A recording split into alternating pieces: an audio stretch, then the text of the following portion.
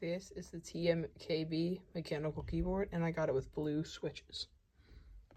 Here's what it looks like once the box is open. It comes with a USB Type-C cable, a switch and keycap puller, and the keyboard itself. Now let's see what this looks like in my setup.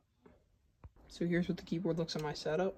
As you can see, it's really small compared to my RK84 that I normally use, but I still do really like this keyboard, and the moment y'all have been waiting for, the sound test.